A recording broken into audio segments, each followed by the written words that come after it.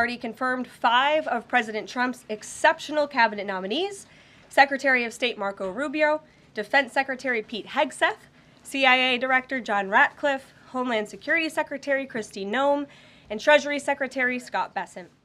On January 23rd, ICE San Francisco arrested a citizen of Mexico unlawfully present in the United States who has been convicted of continuous sexual abuse of a child aged 14 years or younger.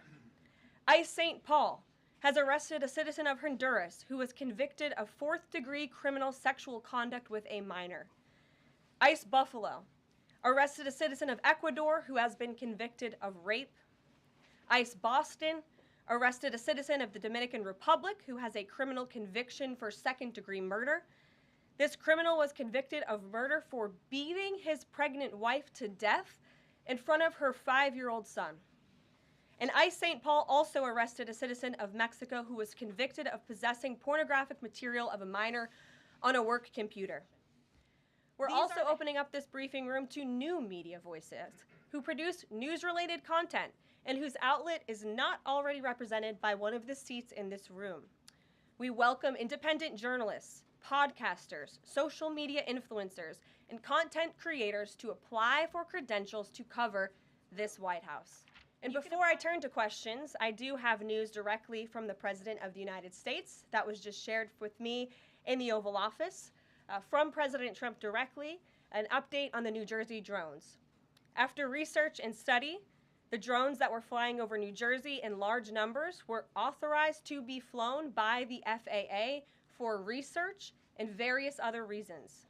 Many of these drones were also hobbyists, recreational, and private individuals that enjoy flying drones.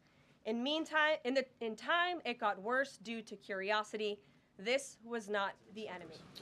Well, I think there's only uncertainty in this room amongst the media. There's no uncertainty in this building. So let me provide the certainty and the clarity that all of you need. This is not a blanket pause on federal assistance and grant programs from the Trump administration.